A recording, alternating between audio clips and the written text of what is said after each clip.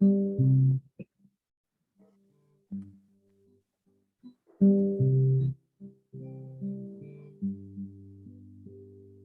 uma música para celebrar nosso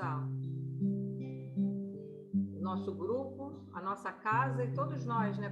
Como disse a Verônica, todos nós somos a casa, né? Recanto de Maria. Cresceu com a tecnologia. Bonito.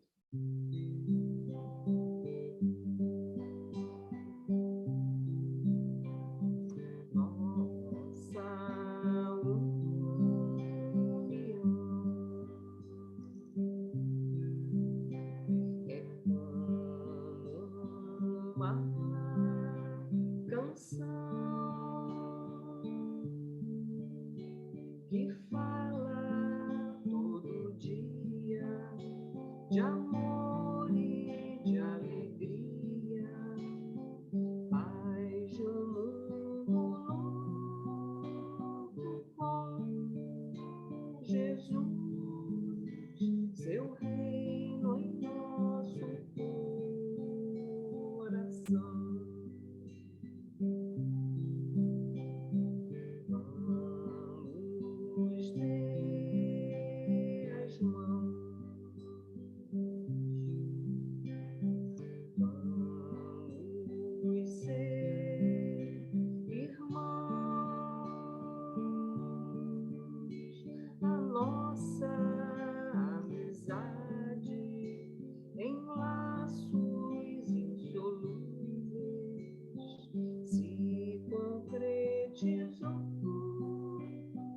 Sonhos de real fraternidade e amor,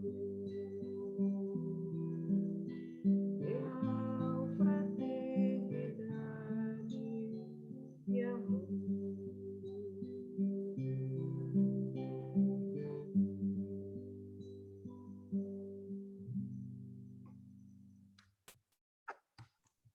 Pode fazer a prece, Natânia.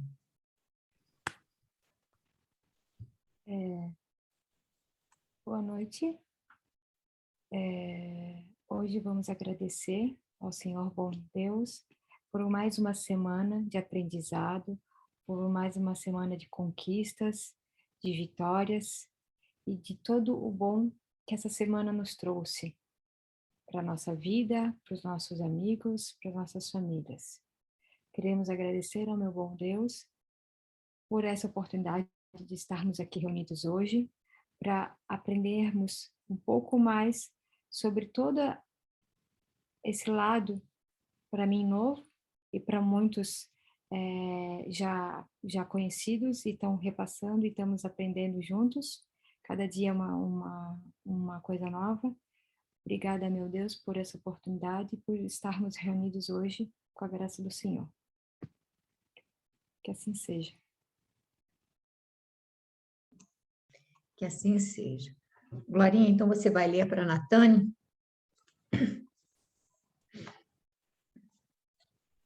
Mas ela não ia ler? Não, ela está sem óculos. Está sem óculos. Ela pode tá. até comentar. Tá bom, eu vou ler então. É semeadura, né? Livro Pão, Caminho, Verdade e Vida. Não, é Comer e Beber. Ah, tá. 34. 34. Eu virei a página e ficou.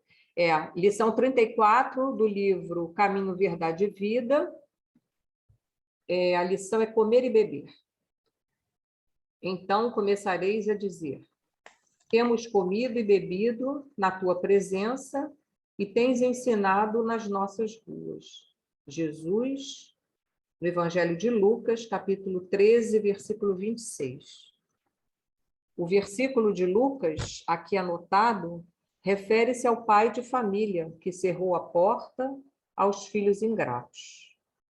O quadro reflete a situação dos religiosos de todos os matizes, que apenas falaram em demasia, reportando-se ao nome de Jesus.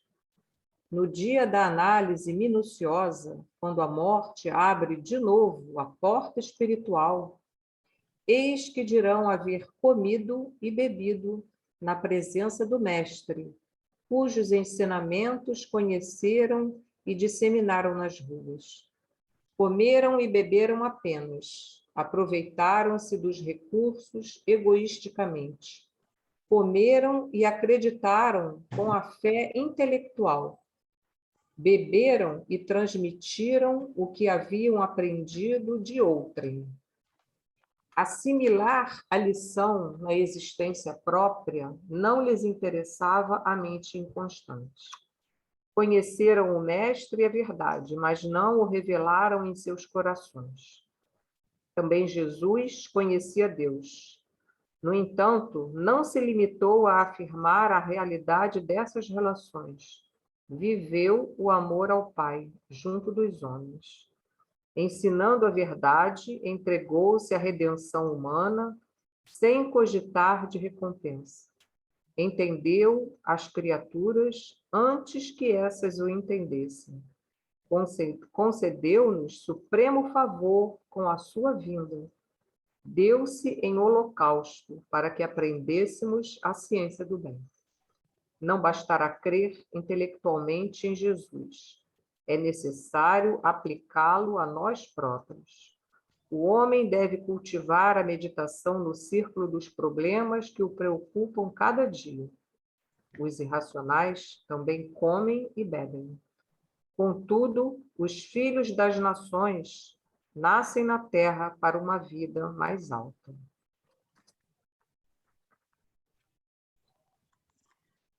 Natane, você gostaria de comentar alguma coisa? A lição seria sua.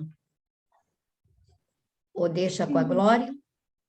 Posso passar com a Glória? Pode. Bem, eu vou falar um pouquinho, depois você fala, Pepita.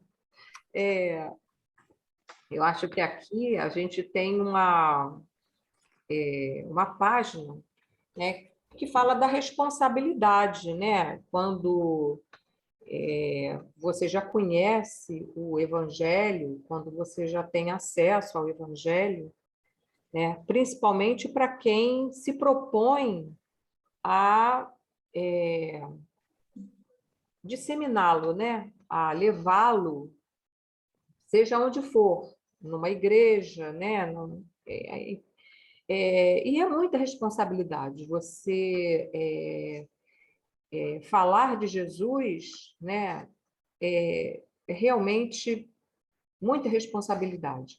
E aqui, a página, né, ele faz uma referência, né, ao pai que cerrou a porta aos filhos ingratos. Como que a essas criaturas que fazem uso do verbo, né, para falar de Jesus, para levar os ensinamentos, quando eles se encontram frente a frente com a sua consciência, com a realidade espiritual, né? Então ele diz, quando cerra a porta quando a morte abre de novo a porta espiritual, eis que dirão haver comido e bebido na presença do Mestre. É aquela situação de dizer assim, não, mas eu carreguei a Bíblia embaixo do braço, eu falei de Jesus, né? Mas e aí Emmanuel vai nos mostrar que o importante não é a gente falar, não é a gente apenas conhecer, como ele fala, intelectualmente, todos os versículos, né, a Bíblia de cabo a rabo, né? Mas é vivenciar, né? Vivenciar, isso é o mais difícil para todos nós, né? E é uma responsabilidade para quem se propõe né, a levar a palavra de Jesus. Se você não traz aquilo dentro do seu coração, se aquilo não é verdadeiro, a gente vai responder, né? Vai responder, né? Por isso, né? Então ele fala de Jesus, que Jesus não falava só de Deus, ele vivenciava o amor a Deus, né? E se doou integralmente, né? O que ainda é bastante difícil para a gente, né? Então, ele diz, não bastará crer intelectualmente em Jesus, é necessário aplicá-lo a nós próprios, né? Então, será que a gente está, né, trazendo esse ensinamento para a nossa vida, né? Para o nosso cotidiano, para a nossa existência, né? Eu acho que isso que é o mais importante, né? E ele diz, você se vangloriar, porque é como às vezes a Pepita fala assim, não, mas estou há 20 anos na doutrina, estou há 30 anos na doutrina, o que adianta a gente dizer isso, né? É mais importante a gente até às vezes fala, né? Porque é bom a gente saber que a gente conhece a doutrina há tanto tempo, mas o que a gente está fazendo com isso, né? Isso que é o mais importante, né? Então, vai lá, Pepita, conclui aí. Colocado assim, né? Porque a gente não pode esquecer que eram parábolas, né? E colocado assim, fica parecendo que é nem aquela fábula, né, da cigarra e da formiga. Ah, agora você ficou brincando, coisa e tal, agora você vai, né? Não é exatamente essa atitude do Cristo, mas é mais ou menos assim que funciona. Mas não é que ele diz assim, agora eu vou te fechar a porta. Não, as portas da espiritualidade, os braços do Cristo, eles estarão sempre, sempre, sempre abertos para nós.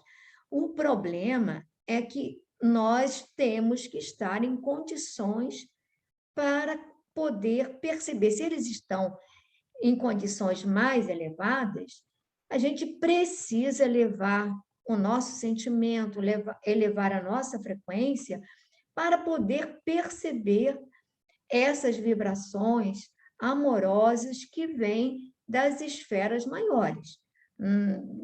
Se não são do Cristo, são dos seus mensageiros, dos seus emissários, e é isso que a gente tem que entender.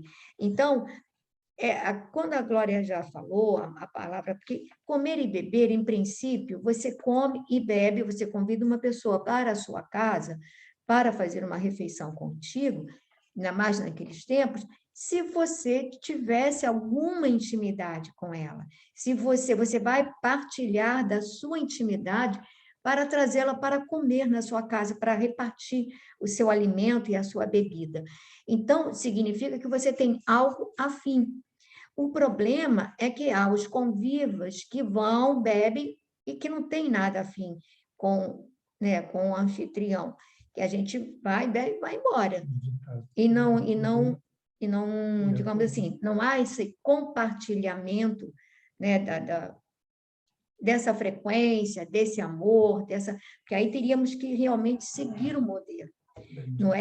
Não é que a gente vá seguir, ter a pretensão de querer imitar Jesus, não, mas a gente tem que se esforçar para seguir o que ele nos deixou como lema, né? Então, isso é fundamentalmente sentimento, emoção.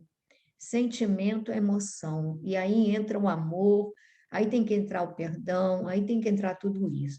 Se a gente não consegue colocar esses sentimentos no nosso alforje, então a gente não vai, a gente só estará falando do Evangelho, mas a gente estará muito longe do Evangelho, não é? Tem que entrar. Perdão, amor, tolerância, compreensão, entendimento, tudo isso, trabalho, responsabilidade com os nossos deveres, tudo isso. Então, o pacote, né, é grande, e nós temos dificuldade. A verdade é essa. Mas como Kardec já disse que o espírita se conhece, né, o bom espírito, pelo esforço que faz para se melhorar, significa que eles não estão nos cobrando perfeição, não estão nos cobrando santidade, eles apenas estão nos cobrando esforço para sermos um pouquinho melhores do que somos, né? Esforço, mas é aquele esforço de verdade, não é aquele faz de conta, não vou, não, é esforço mesmo, né? Então, eles sabem que a gente não vai aguentar, eles sabem que a gente vai tropeçar uma infinidade de vezes, eles sabem disso, mas eles estão, quando há sinceridade nas nossas atitudes, eles sempre estão nos respaldando, sempre. Acreditem, sempre. E é muito bom, né, a gente saber disso. Alguém gostaria de falar alguma coisa a respeito desse comer e beber juntos? Já comi, já bebi. Tem aqui, né? Aquele ditado. Não tem a ver. Bom, então nós vamos começar a leitura, tá, gente? Vocês falaram muito, então vamos começar. Filha, você quer começar a leitura hoje? O capítulo de hoje é bem fácil, simples. Nós estamos no capítulo 29, a visão de Francisco.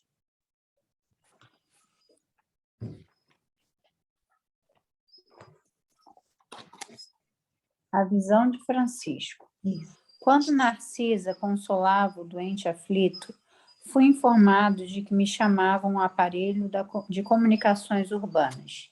Era a senhora Laura que pedia notícias. De fato, esquecera-me de avisá-la sobre as deliberações de serviço noturno. Pedi desculpas à minha benfeitora e forneci rápido relatório verbal da nova situação. Por meio do fio, a genitora de Elísias parecia exultar, compartilhando meu justo contentamento. Ao termo de nossa ligeira conversa, disse bondosa: muito bem, meu filho, apaixone-se pelo seu trabalho, embriague-se de serviço útil. Somente assim atenderemos à nossa edificação eterna. Lembre, porém, que esta casa também lhe pertence. Aquelas palavras encheram-me de nobres estímulos. Regressando ao contato direto com os enfermos, notei Narcisa lutar heroicamente por acalmar um rapaz que revelava singulares distúrbios. Procurei ajudá-la. O pobrezinho, de olhos perdidos no espaço, gritava espantadiço: acuda-me, por amor de Deus, tenho medo, tenho medo.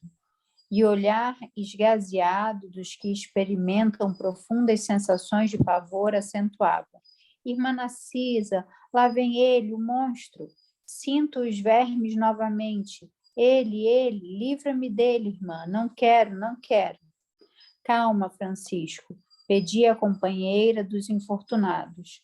Você vai libertar-se, ganhar muita serenidade e alegria, mas depende do seu esforço. Faça de conta que a sua mente é uma esponja embebida em vinagre. É necessário expelir a substância azeda. Ajudá-lo-ei a fazê-lo, mas o trabalho mais intenso cabe a você mesmo. O doente mostrava boa vontade, acalmava-se enquanto ouvia os conceitos carinhosos, mas volvia a mesma palidez de antes, prorrompendo em novas exclamações. Mas, irmã, repare bem, ele não me deixa. Já voltou a atormentar-me. Veja, veja. Estou vendo, Francisco, respondi a ela, cordata. Mas é indispensável que você me ajude a expulsá-lo. Esse fantasma diabólico, acrescentava a chorar como criança, provocando compaixão. Confie em Jesus e esqueça o monstro, dizia a irmã dos infelizes piedosamente. Vamos ao passe, o fantasma fugirá de nós. E aplicou-lhe fluidos salutares e reconfortadores, que Francisco agradeceu, manifestando imensa alegria no olhar. Agora, disse ele, fim da operação magnética. Estou mais tranquilo. Narcisa ajeitou-lhe os travesseiros, mandou que uma serva lhe trouxesse água magnetizada. Aquela exemplificação da enfermeira edificava-me. O bem como o mal em toda parte estabelece misterioso contágio. Observando-me o sincero desejo de aprender, Narcisa aproximou-se mais, mostrando-se disposta a iniciar-me nos sublimes segredos do serviço. A quem se refere o doente? Indaguei, impressionado.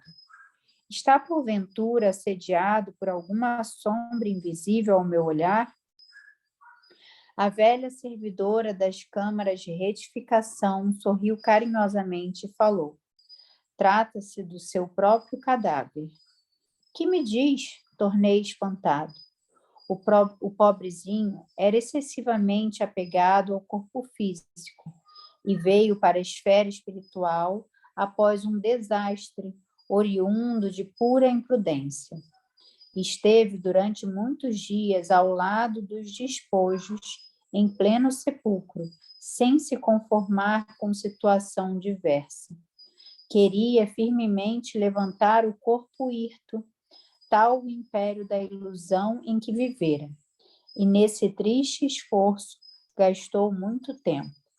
Amedrontava-se com a ideia de enfrentar o desconhecido e não conseguia acumular nem mesmo alguns átomos de desapego às sensações físicas.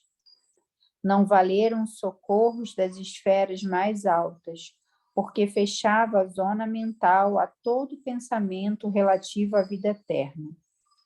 Por fim, os vermes fizeram-lhe experimentar tamanho padecimento que o pobre se afastou do túmulo, tomado de horror. Começou, então, a peregrinar nas zonas inferiores do umbral.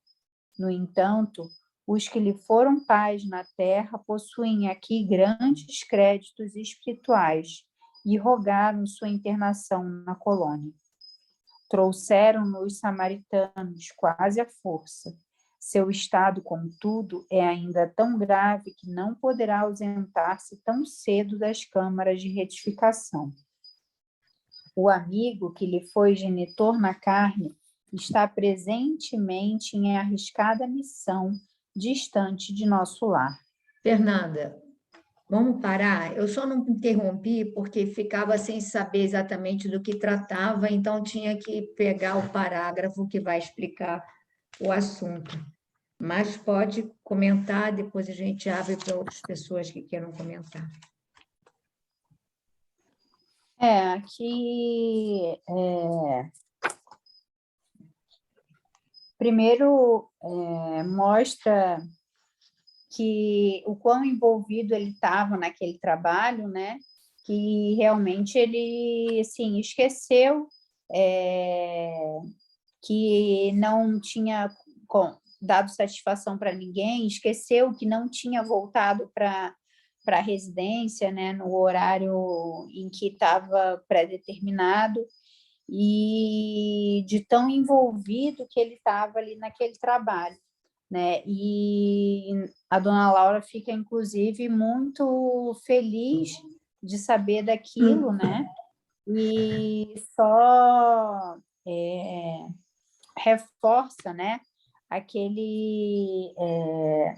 o contentamento e o estímulo para que ele continue, né, falando que todos por ali, né, dá a entender isso, que na verdade ali segue o lar dele, todos ali estão torcendo por ele, né.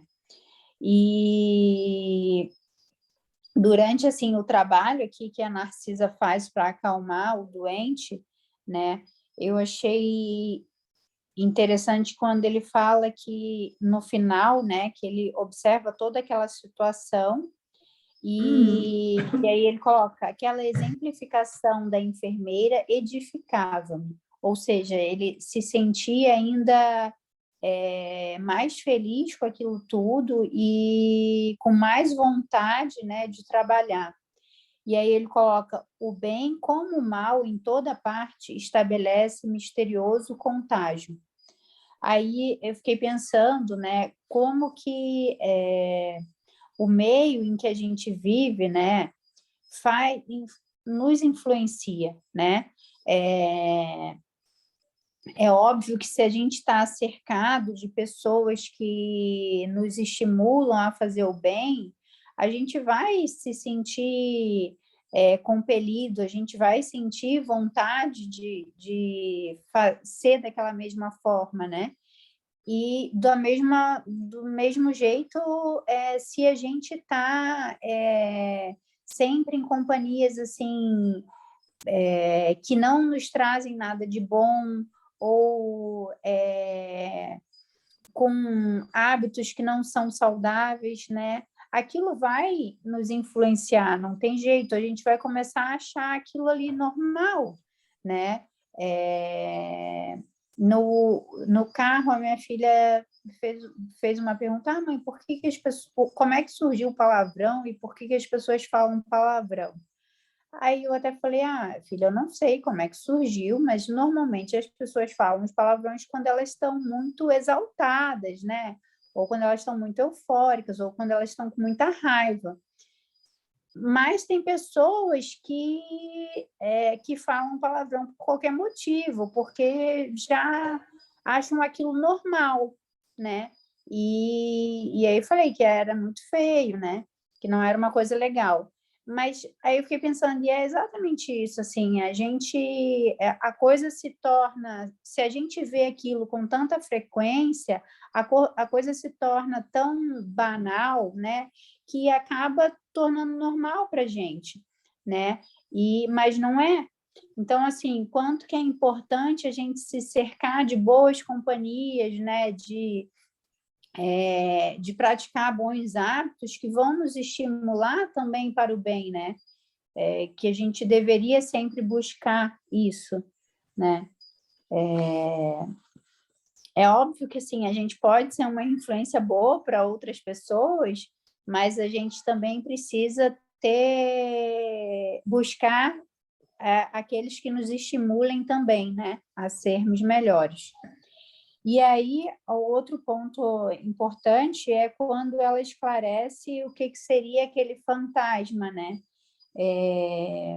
que ele vê como um fantasma, né, e que nada mais seria do que o corpo dele, né, que foi ali apodrecendo e, imagino eu, tomando uma forma grotesca, né, e se ele estava realmente tão conectado ali àquele corpo, no momento que aquele corpo começou a se decompor e que os vermes, né, começaram a se alimentar daquela matéria orgânica, eu imagino que ele deva ter sofrido muito. Talvez ele tenha até sentido no seu próprio corpo perispírito essas sensações de estar sendo comido, né? De estar sendo dilacerado.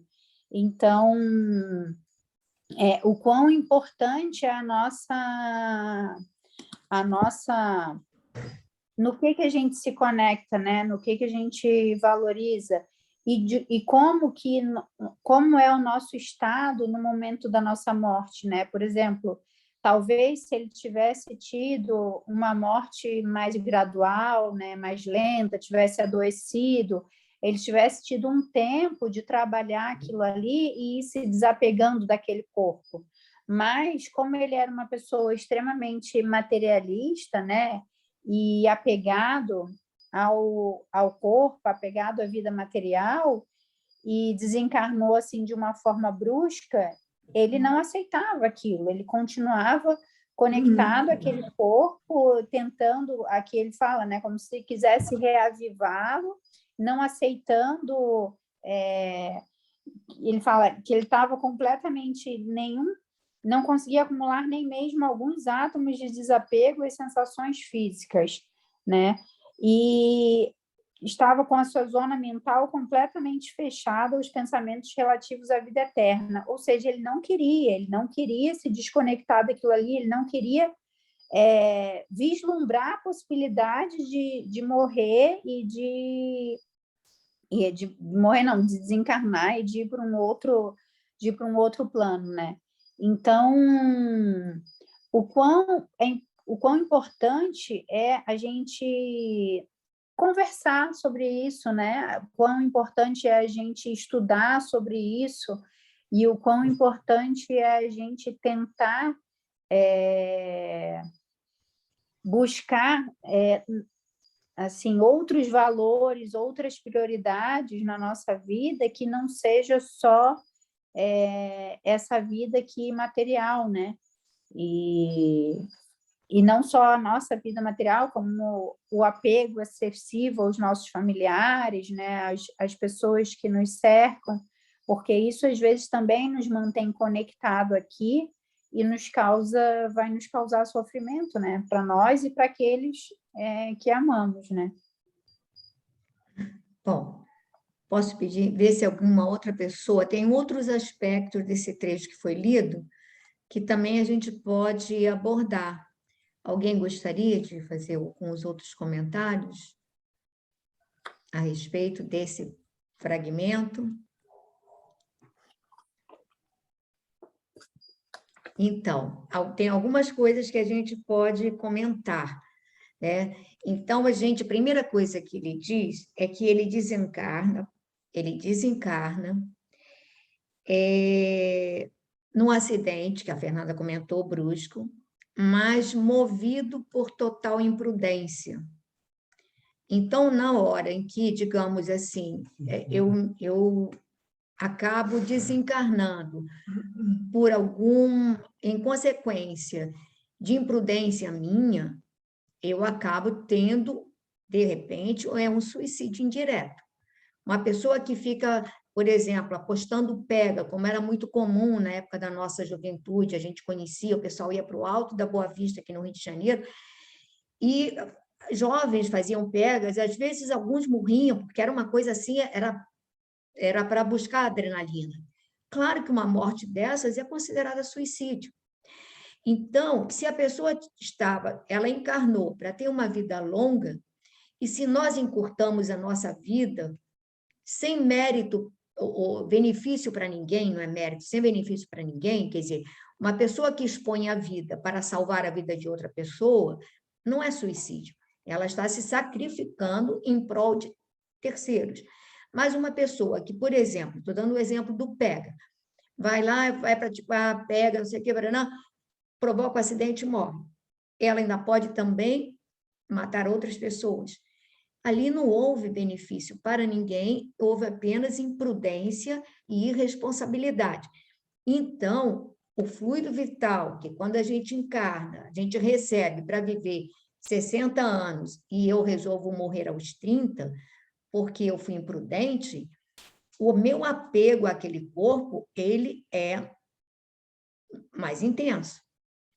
Essa é a primeira dificuldade. A segunda dificuldade é que, se a pessoa tinha uma vida, deixa entrever aqui, que ele tinha uma vida nada espiritualizante, só voltada para o prazer, né, que ele auria com relação aos prazeres físicos, né? Então, essa pessoa não trazia em si nenhuma visão espiritualizante que pudesse ajudar. Segundo aspecto. Terceiro aspecto, que é importantíssimo, é que em vários momentos a Narcisa diz assim, olha, nós vamos expulsá-lo, mas olha, sua mente é como uma esponja que está encharcada de vinagre. Eu vou te ajudar, mas você precisa espremer a esponja e expulsar a substância azeda. Então, aí entra a nossa força mental, mostrar que, olha, nosso anjo da guarda, nosso pai, repara que ele tinha pais nobres, muito nobres, envolvidos em tarefas de relevo na espiritualidade, que intercederam por ele, mas não podem queimar etapas, que aí, isso aqui, gente, é a página que foi lida inicialmente. Ele pode ter tido instrução, conhecimento religioso, os pais podem ter levado para catecismo naquela época, podem ter levado tudo. Mas, se ele não deu a mínima, ele não interiorizou nada. Então, ele não está preparado para os valores da espiritualidade. E a Narcisa, ele só vai conseguir melhorar, repara que ele já está lá há muito tempo, ele foi retirado do umbral quase à força. Repararam esse detalhe? Que eles só esperaram para tirar o André quando o André suplicou de coração que ele queria ser socorrido. esse rapaz foi retirado quase que à força, ele estava perambulando enlouquecido. Não deveria ter também faltas graves, vejam bem, se ele, junto com a irresponsabilidade, com a falta de espiritualidade, ele tivesse faltas graves, aí o pai podia ser preposto de Jesus, que não tinha jeito.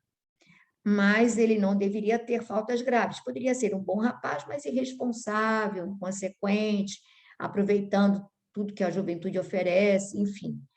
E aí, ele é retirado à força para ser socorrido. Então, há algum valor aí, que não há pechada na espiritualidade, né? Então, esses detalhes da mente da gente.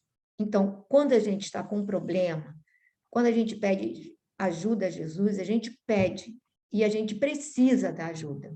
Porque tem horas que sozinhos a gente não consegue sair da nuvem, não consegue sair da nuvem. Mas, como ela disse, olha, eu preciso da sua ajuda. É você que vai fazer o trabalho maior. Eu preciso que você, ou seja, que ele queira se retirar disso, que ele queira assumir que ele está desencarnado, que ele queira aceitar essa nova realidade, porque para ele está hospitalizado. Mas eu acho que ainda não caiu a ficha de que ele já está num outro plano. Né? É como se ele estivesse numa colônia, num sanatório, né? Ele ainda não se deu conta.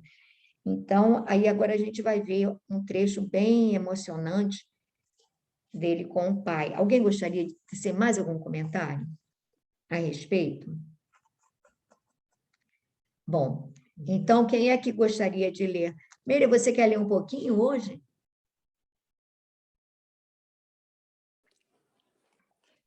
Posso sim. E vem visitar o doente, é aí? É, isso. Os pais E- estavam numa missão importante. Aham, tá. E vem visitar o doente? Perguntei.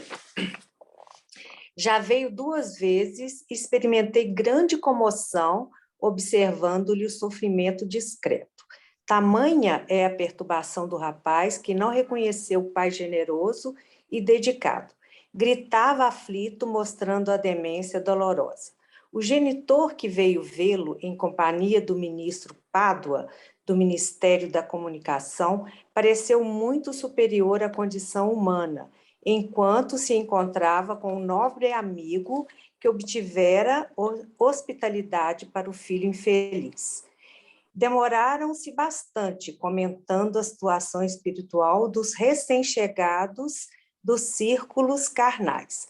Mas quando o ministro Pádua se retirou, compelido por circunstâncias de serviço, o pai do rapaz me pediu lhe perdoasse o gesto humano e ajoelhou-se diante do enfermo. Tomou-lhe as mãos ansioso, como se estivesse a transmitir vigorosos fluidos vitais, e beijou-lhe a face, chorando copiosamente. Não pude conter as lágrimas e retirei-me, deixando-os a sós. Não sei o que se passou. Em seguida, entre ambos, mas notei que Francisco, desde esse dia, melhorou bastante. A demência total reduziu-se a crises que são agora cada vez mais espaçadas. Como tudo isso comove, exclamei, sob forte impressão. Entretanto, como pode a imagem do cadáver persegui-lo? A visão de Francisco, esclareceu a velhinha, atenciosa, é o pesadelo de muitos espíritos depois da morte carnal.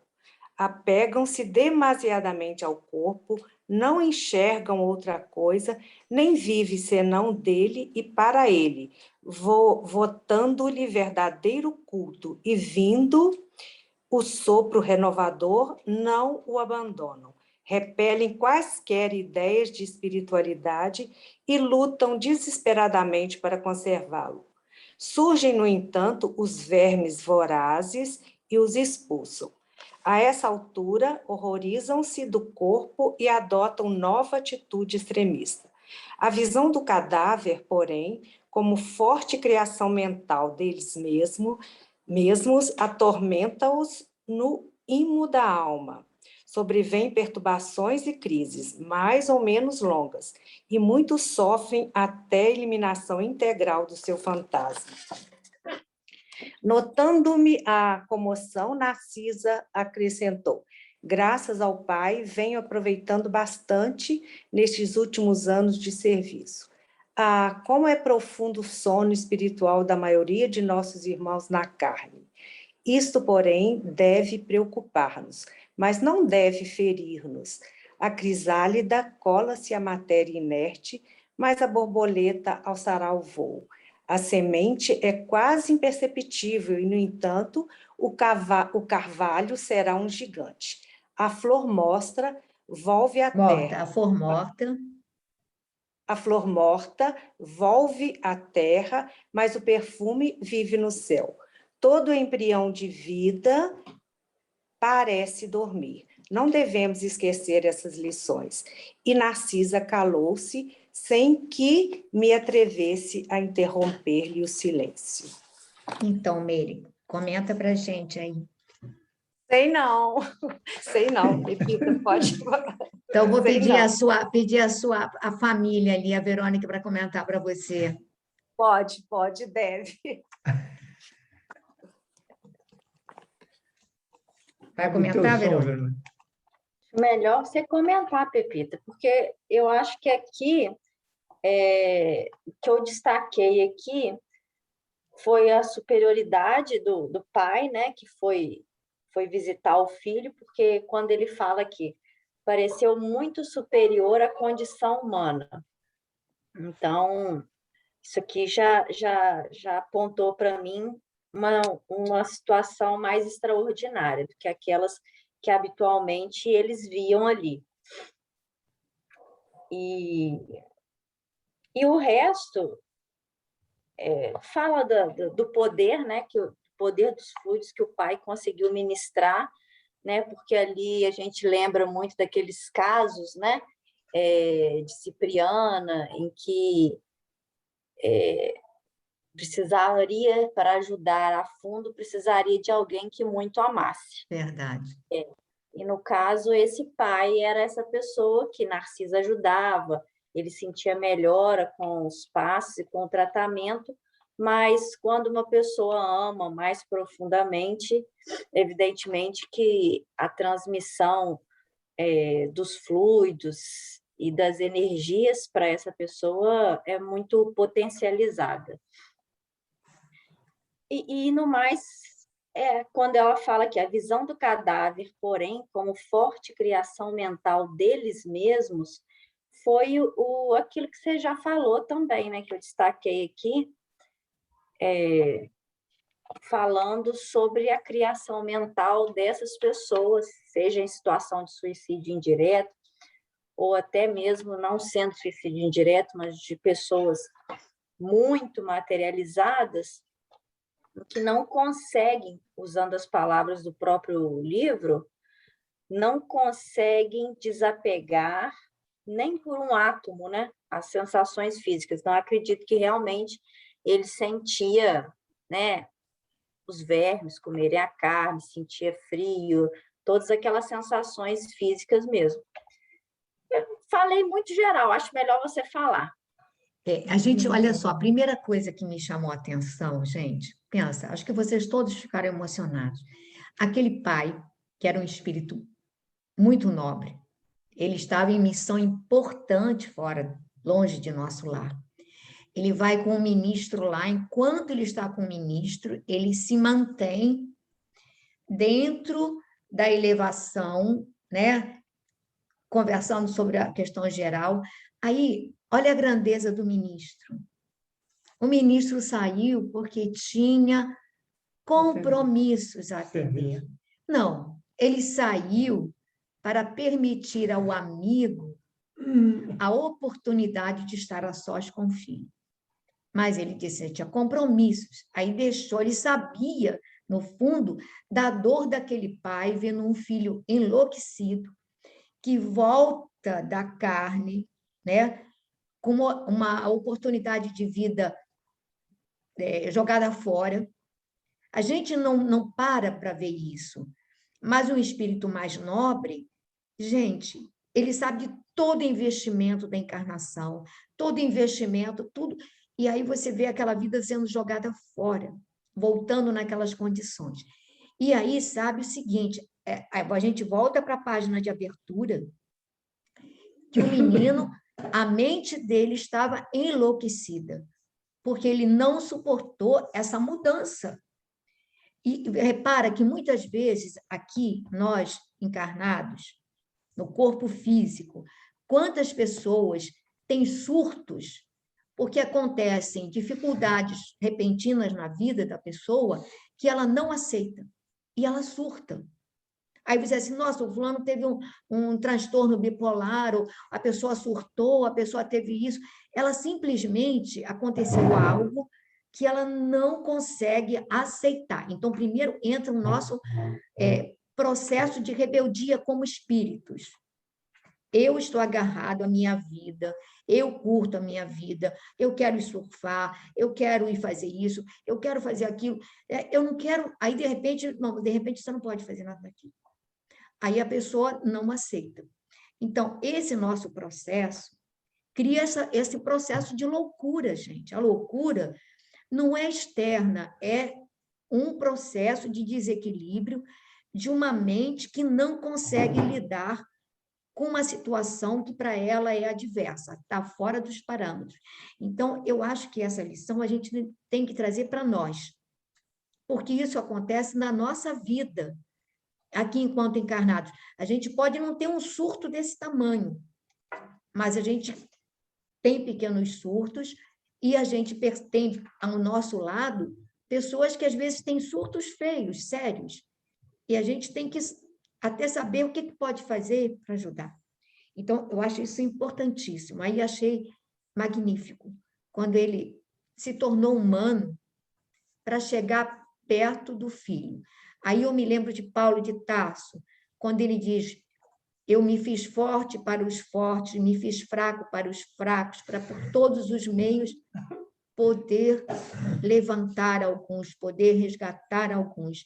Ele se faz humano para poder se aproximar do filho e embalar aquele filho naquele amor imenso que ele tinha, imagino, que amor infinito. E, de uma certa, aquele amor é que aquietou aquela mente, que ela parou de estar num processo de loucura plena, para passar para um processo de surtos temporários. A gente acha grave? Mas diante do quadro anterior, a melhora foi imensa. Então... O pai também, quando pede licença, perdão para se ajoelhar. A Beto está aqui falando. Então, ele pede... O Beto está falando que ele pede perdão para se ajoelhar diante de Narcisa. A Narcisa sai também para poder deixar ambos entregues a esse amor, né? A essa fala de alma para alma, que só interessava aos dois. Então, é uma coisa assim, muito grandiosa. Todo mundo que está aqui, eu acho, não sei se a Maria Luísa tem, mas todo mundo tem filhos. E a gente é capaz de coisas assim, às vezes, extremas pelos filhos. Eu acho que quando a gente é capaz de sacrifícios, sem avaliar que é um sacrifício, mas a gente é capaz de um processo de doação, e eu acho até que é isso que, até isso a gente tem que valorizar, né? A possibilidade que nos foi concedida de sermos co-criadores, para aprender a amar com mais liberdade de espírito, com mais pureza, com mais profundidade, né? Porque eu acho que a maternidade nos concede isso. A paternidade também, mas não com a mesma intensidade que a maternidade. Pelo menos, assim, eu vejo os homens profundamente dedicados, mas as mulheres vão, quando elas são mães de verdade, elas vão mais além. Então, a gente tem que agradecer todos os dias, todos os dias a possibilidade desse aprendizado para amar de verdade. E aí que a gente possa refletir para valorizar melhor cada momento, como disse a lição que nós estudamos ontem, para aproveitar o tempo, para, do mínimo, a gente conseguir fazer o máximo que está ao nosso alcance, né? Eu gostaria que vocês colocassem ou enriquecessem, colocassem alguma coisa, porque aí eu vou ficando emocionada, e aí As observações. Engraçado que essa fala do final, como é profundo o sono Isso, espiritual da maioria de nossos irmãos da carne. Isso. Casa totalmente com a lição de início, né? Quando o Emmanuel fala que comer e beber, até os irracionais fazem, mas que dos homens se espera algo mais elevado, né? É basicamente a mesma coisa. alguém Eu acho mais? que Fala. eu vejo também assim, de bem importante é que o capítulo foi finalizado, assim, que não nos aflijamos, né, com essas situações, porque o destino de todos é a perfeição, né? Não importa o quanto tempo ele passe adormecido, ele irá acordar e ele irá seguir o seu propósito de ser luz, né? Então, cada um tem o seu tempo, né? E cada um tem o seu processo, mas seremos todos luzes, né? E não importa assim o quanto nós lutemos contra, né? Porque no fundo a gente que atrapalha o nosso progresso. É a Mas hibernação da crisálida, né, Fernanda? É a crisálida e a borboleta. Que a gente não se aflija, né, por aqueles que amamos e que percebemos que ainda lutam intensamente contra esse progresso, né? Porque cada um no seu tempo chegará lá, né? E que a gente consiga auxiliar e que a gente consiga interceder, né? Assim como esse pai fez, né? Através do amor e vibrando e entendendo, né? Gente, a gente ainda tem uns 9 minutinhos para música, prece, mas alguém se quiser colocar mais alguma coisa, Solanginha, Alice, Ana, que não falaram, Edith, pessoal aí, Maria Luísa, alguém quer fazer mais algum comentário, Babi? Gracinha no estado está caladinha. Grazinha está no Às escuro. vezes alguém tem alguma dúvida aí. Alguma dúvida? Natânia, esse capítulo ficou assim meio, não é Halloween, não é nada disso não, sabe?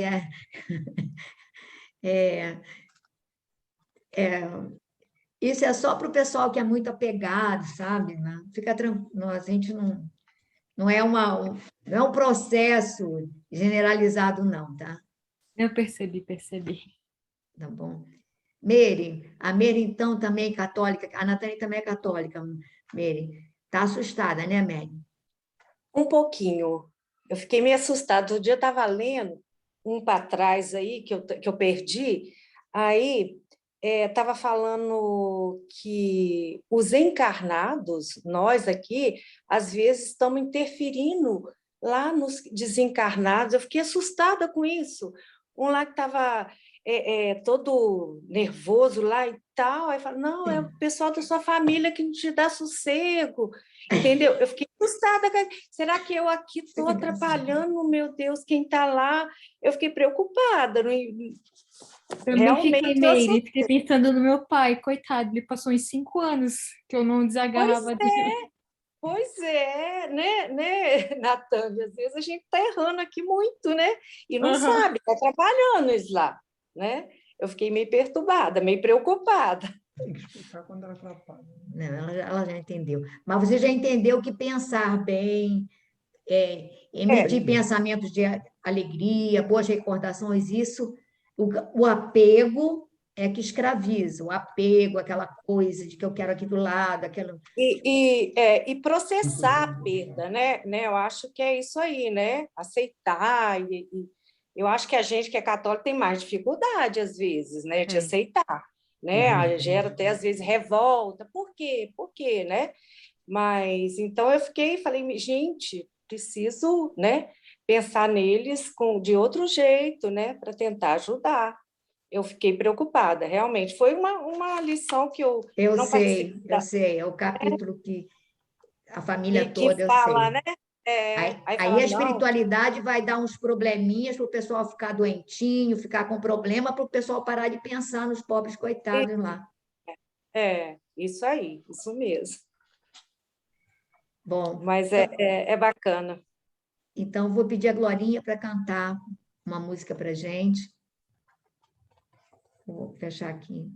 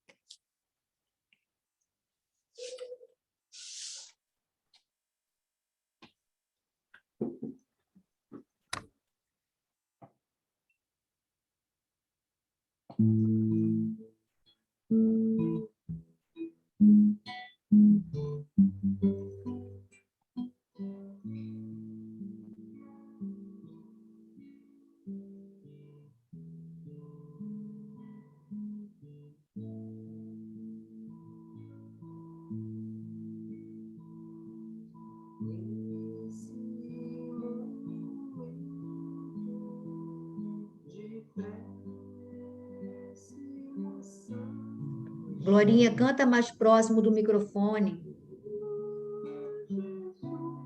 Vou puxar o computador mais para cá. Tentar, hein?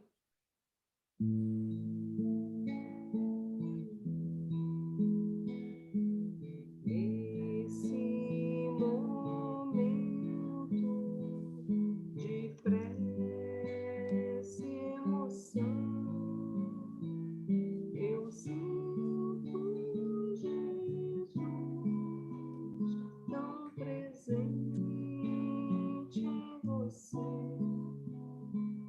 Está ao meu lado e me faz mergulhar nesse mar de brandura e paz. Tento estar perto do seu coração, unir nossos passos na prece, entender,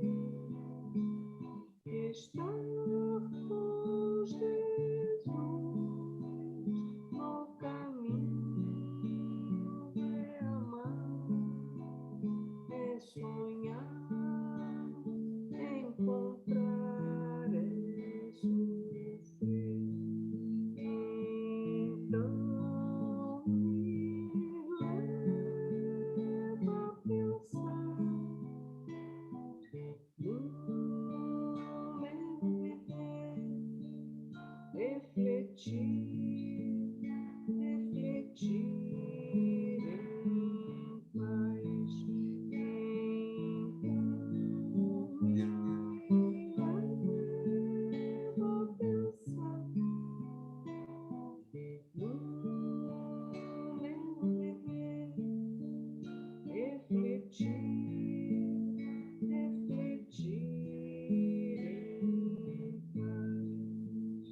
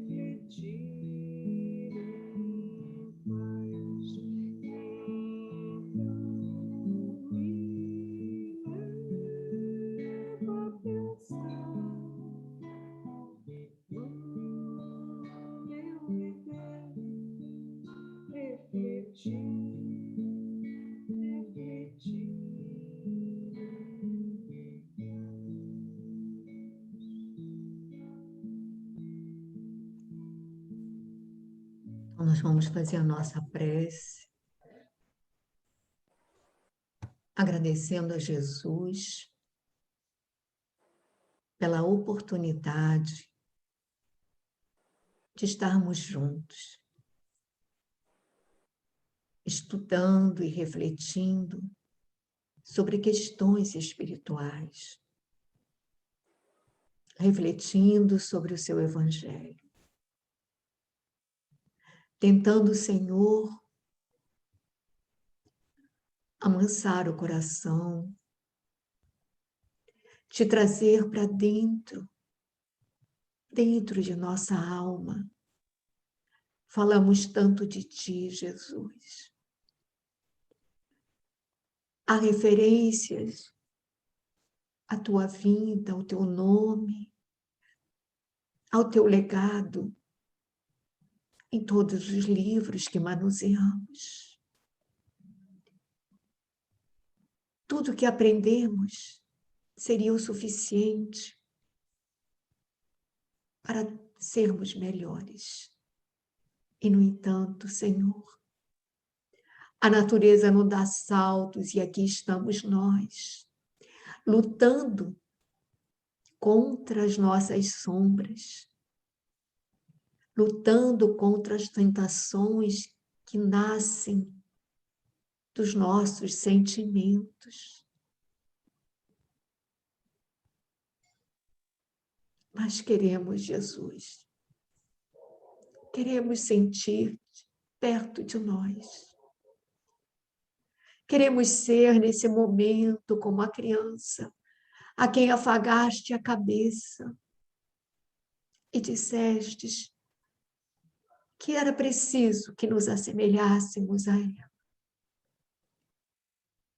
para que, com pureza na alma, pudéssemos ter condições de penetrar o reino que tu viestes nos oferecer. Mas como é difícil, Senhor. Como é difícil sermos simples. Como é difícil sermos genuinamente bons. Como é difícil alegrarmos-nos sinceramente com o progresso, com o bem dos nossos semelhantes. Como é difícil, às vezes, perdoar sem condição. Mas aqui estamos, para que a cada dia, repassando os ensinamentos, alguma coisa possa ficar. Alguma coisa que prepare o ninho dentro da nossa alma, para que possas entrar. Não te merecemos, Senhor, mas sabemos que nos amas incondicionalmente. E por acreditar nesse amor incondicional é que te pedimos. Abençoa-nos. Afaga-nos, Senhor. Aconchega-nos ao teu peito. Fortalece-nos a alma como esse pai que, no contato com o filho enfermo, lhe transmitiu vigor e quietude.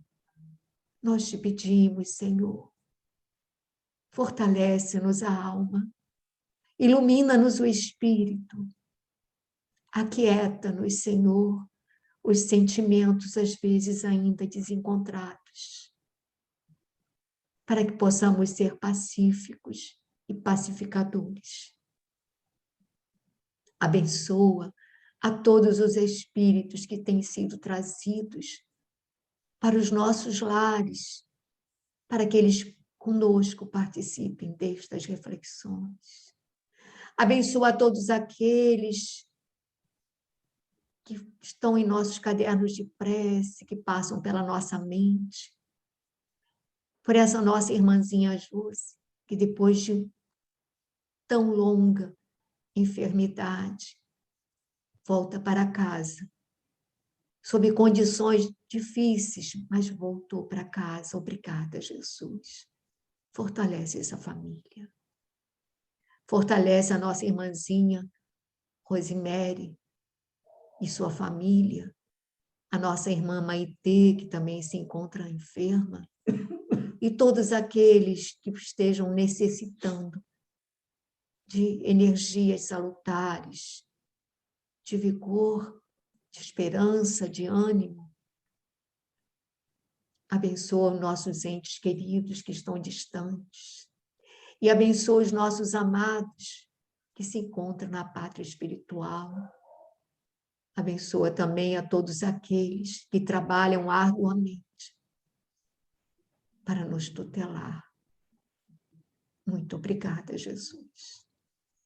Muito obrigada, João. Muito obrigada.